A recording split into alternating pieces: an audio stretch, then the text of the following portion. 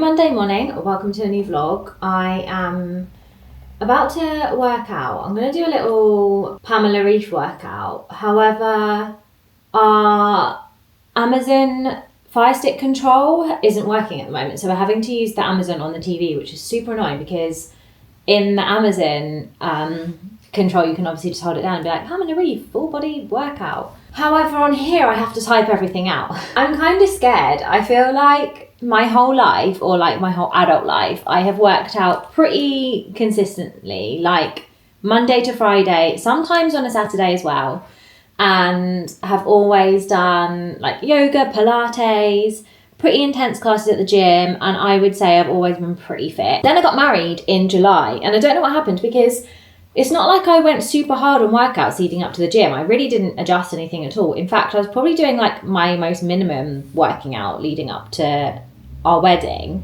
But as soon as we got back from our honeymoon, I was like, I don't care about working out anymore. And I think it's just because it was that horrible time of year where we were like getting in TCM. I don't think in Ayurveda you call it damp summer, but in TCM it's called damp summer. And it's that horrible time of year, like end of August, September, where it's like not hot, it's not cold, it's very unpredictable, it does a lot of bad things to your body. And if you have like any autoimmune conditions and stuff, it's like a really horrible flary time. So I never feel very inspired to work out during that time. And then it just got to winter and Christmas, and I just have basically had about 6 months of not doing any workouts.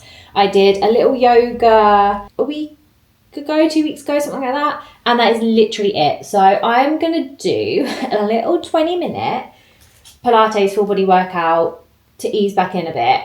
Done.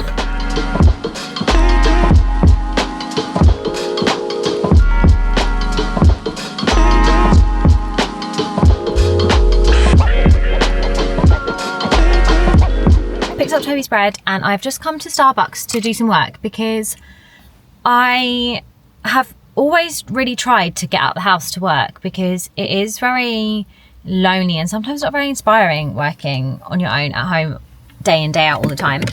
And I've been so rubbish at it lately, and I feel like I said a couple of weeks ago at the start of these vlogs, I'm going to try and do it once a week, and I haven't. And so I'm here. I've got a list of bits and pieces that I need to do, so I'm going to do a couple of bits whilst I'm here.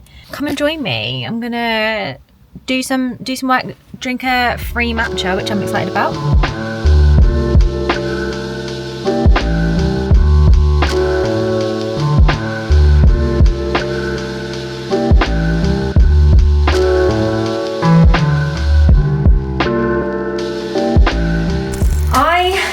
On a bit of a time crunch this morning. We're going to meet Toby's mum for a coffee at a place called Flourish, which is, I was going to say sort of between us, but it's not. It's about 25 minutes from us, so it's slightly closer to us than her. But I meant to juice yesterday because Toby really wanted juice when he gets back from the gym, and I haven't done it. I didn't get around to doing it yesterday, so I'm going to quickly do it now. However, I still just need to finish getting ready, have my breakfast, have my supplements and everything, which is all waiting over there. And I've got like an hour. But I said I was going to do it, and I want to get it done before he gets back from the gym because I know that he will be sad if it's not done. And the reason why I wanted to tell you about this is because last week I made juices and went to edit the footage and was like, oh, I literally filmed the cutting up the fruit, which is the most boring part. Didn't show any of the juicing, didn't talk about it anymore. This is the juicer. Now, we had a phase, Toby got this for his 30th birthday. We had a phase of juicing for a few months and then put it in the cupboard and never got it out again. And the thing is, it's actually so easy and so fun, but it just requires a lot of cleaning. You have to cut everything up and like prep everything. And it's just one of those things that's like, every time you do it, you're like, it wasn't as bad as I thought, but also it is a massive fact. So we just got a bit shit with it anyway. So this is the juicer. A sage juicer, which I'm going to put over here. Now, the key with juicing, and I mean this, trust me, when I used to live in my flat, my friend had just come back from Australia. She'd got really into juicing, and she was like, we need to juice. She was trying to help me with autoimmune stuff. She needed to have a knee operation but didn't want to have it. She wanted to juice instead of having a knee operation, see if she could try and like bring her inflammation down. She thought it would be really good for me. So we started doing, I can't remember the name of it now. It's like I can't remember. That was like the one where you have like a thickie and a thinny. So you'd have like two juices, and then you'd have 2 juices with like an avocado or a banana in it as your like thicker juices for the day. And we were juicing. She came around to my flat, and you kind of can't just chuck everything in a juicer, you have to put the right combinations in. And I was like, yeah, whatever, as I always am with everything, and was just like shoving loads of ginger in. She's like, you really need to put like an apple in with the ginger, you need like the softness. And I was like, okay, I'll put one in a second. And then my juicer exploded. Like, I've never seen anything like it. My flat was quite big, like my kitchen and lounge was like one big long room. My kitchen was at one end. Like really quite a big room, and it just exploded, and there was literally ginger on every wall. It like wasn't like horrific, it was a bit like what just happened, but then at the end of the room, like, there's a bit of ginger on the wall here, and it took ages to clean up, and my juicer was broken, and I'd spent like £300 in this juicer and about £200 on the stuff to juice because we were freezing everything. And yeah, that was devastating. So this juicer is a little bit different. You can get juicers that are heat up quite a lot. You can get juicers that are more of a cold press. This one is somewhere in the middle, I think. I 100% learnt my lesson that time and will not be doing that again. This is where all the pulp goes. This is where all the juice goes. So it kind of like all goes in the top here. You put it in the top, push this down, it gets all churned up here, pulp this way, juice this way. There's a couple of different settings. There's like low and high depending on what you're juicing. And yeah, picking the combinations of things you're going to juice is really important. So if you're going to do something really hard like ginger, you need to put something soft. It's the fact that ginger's got loads of pulp and not enough juice, and you need to kind of like have something soft to go in with it just to keep everything flowing and so it doesn't get all like clogged up in there. Is my understanding of it, and I did experience it to its worst, so trust me. I'm going to actually quickly eat my breakfast. I'm going to have all my bits and pieces. This is what I have in the morning. It's pretty disgusting. I have an issue with my pancreas where I need to take digestive enzymes, and I didn't want to take Creon, which is what they prescribe you on the NHS because it's made of like pig's intestines, and that's just disgusting. So I take a vegan one, not because I necessarily wanted it to be vegan, I just wanted something a little bit more natural than something that's taken from a pig, because in all of the things it was like, do you consent to potentially getting like a pig illness or whatever, and I was like, I do not. So I take greens, which is the seven hills greens. I take psyllium husks, and I feel like I'm just listing everything wrong with me. I also am anemic. I came back as anemic in blood tests a couple of months ago, so I now have to take iron. But when I researched iron supplements, because again, the NHS can only prescribe you tablets, but you only absorb 5%.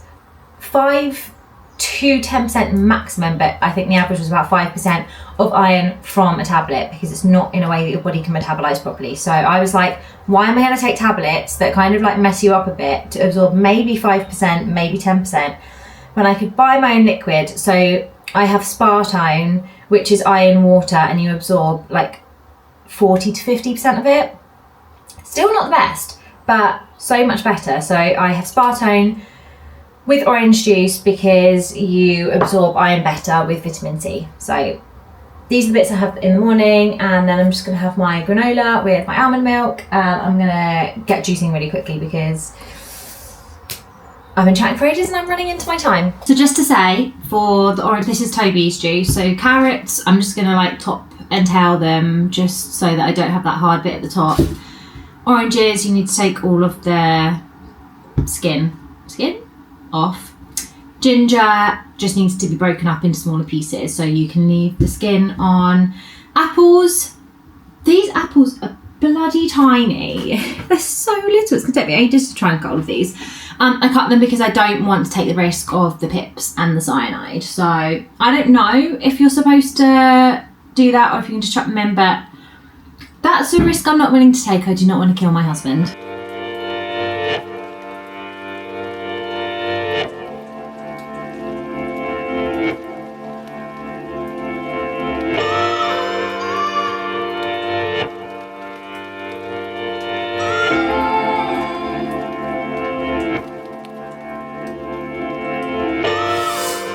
Okay, so to show you how much that made, These are my Ninja blender cups. So, I mean, these are big. They're like a litre or something, I guess. I don't actually know. Oh, 644 mils, but I've gone over level. So one full one pretty much full one. And that's because it's starting to separate. So I'm just going to give it a stir.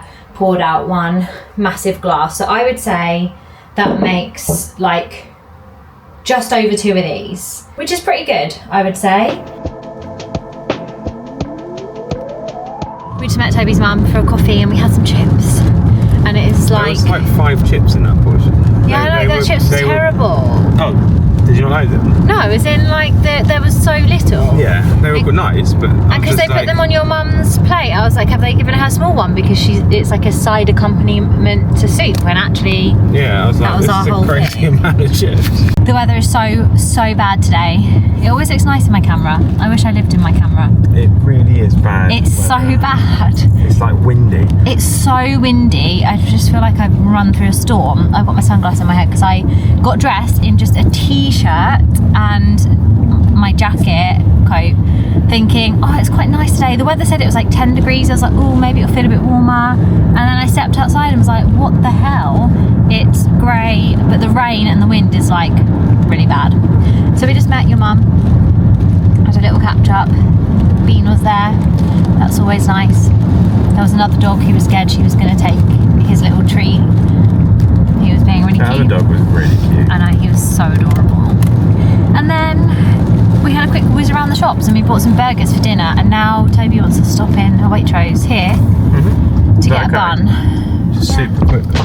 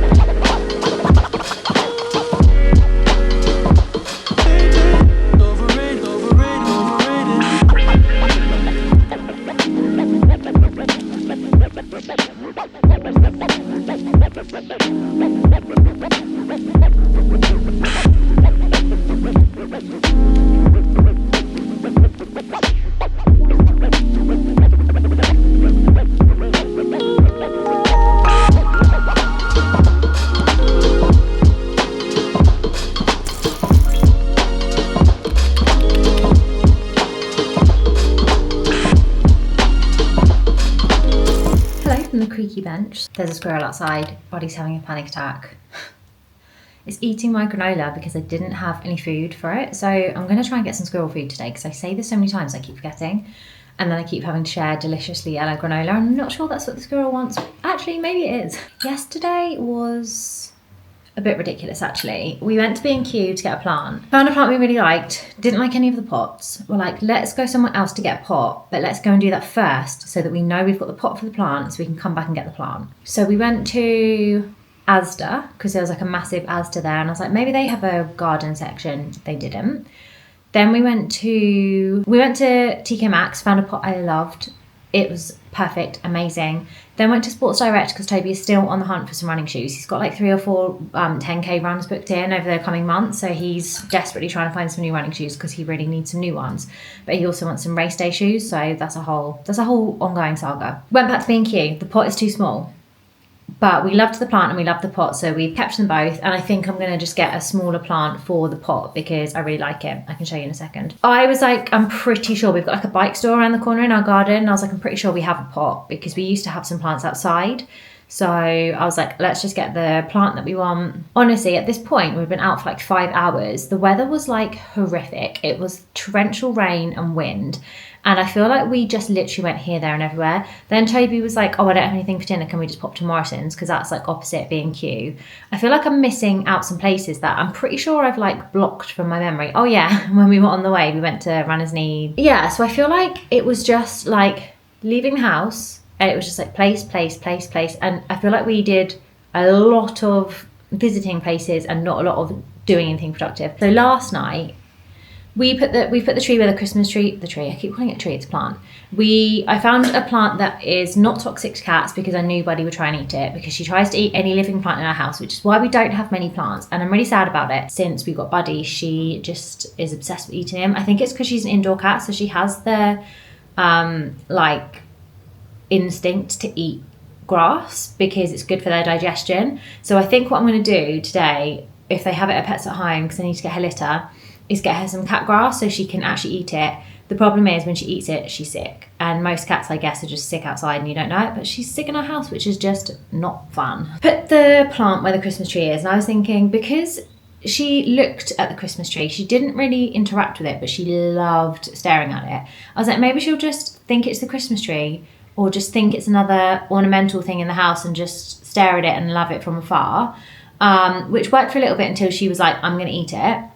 And when we went to bed last night, she was just sat in front of it, staring up at it, and I was pushing her, and she was like solid and like refusing to move, and I was like, please don't eat it. Anyway, went upstairs to bed, watching something in bed, and she came up, and I can just tell, I just know, I intuitively know what she's thinking, what she's feeling, and she just came and sat on the bed. Like a person, she sits with her back legs in front of her, and she sits upright like this, and she just did a massive like...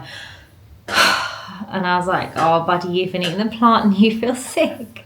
So I made her come and lie down. I was like, we need to go to bed. So she went to sleep. And then at 4 o'clock this morning, she cries before she's sick, which is so sad because I think she's obviously in pain or like scared or doesn't like what's about to happen. So she cries. However, it's amazing because she sleeps like above my pillow. So it's actually great because every time she cries, we like leap into action and can sort it out. But she cried and I was in such a deep sleep that I was a bit confused as to what it was at first. And I was like, oh my God, she's going to be sick. So she was sick with loads of the plant in it. And then immediately we like got up, cleared it all up, sorted it out, got the carpet cleaner out, cleaning everything. I was like, cool, ready to go back to sleep. And I was like, where is she? She's downstairs. So she was back down here trying to eat it again. So in my just 4 a.m, I need to go to sleep, I'm really tired, stop this now, panic, I had a hair clip on top of my head, like my hair was up in like a bun and I'd clipped it. And I was like, how do I stop her getting to this? So I grabbed the curtain, wrapped it around and clipped it. And then I went upstairs to get more hair clips and I was like, this is genius. However, I feel a bit sorry for the plant. So right now our plant looks a little bit like some sort of creepy, mummy, dead body vibe. It's not the best, but I'm really impressed with myself for thinking of this at 4 a.m. and solving the problem. We've researched what we need to do and it said to like spray the pot with like citrus or vinegar or something that cats really don't like, but I don't really want to do that and I don't really want her to get anything on her or like in her mouth that's like not going to be very nice for her. So I think we're just going to get a pot stand, which I wanted anyway, and we're hoping that we can stand it up high enough that she can't really get to it, even if she stands up against the pot. So we were even thinking about maybe cutting some of the lower bits off so that, yeah, if she does stand up, there's like nothing really for her to like get to. I'm going to drink my tea, eat my Cosmic Dealer, which still obsessed with these, love, and just wait for Toby. That's why I'm rambling on a little bit. I didn't film any more of this vlog and I'm really sorry. I edited it, got ready to upload it and was like, there's no ending to this. I didn't vlog last week for a couple of reasons. So this vlog is actually from the week before, but I thought I'd still upload it anyway, so I hope it was all okay, and I will see you next week, because actually we're going to London on Wednesday. It's Monday today, we're going to London on Wednesday, so we're going to film this week and we're going to be going to London, so that's going to be very exciting. I hope you enjoyed this boring video to get excited for the next one, which should be less boring. Bye!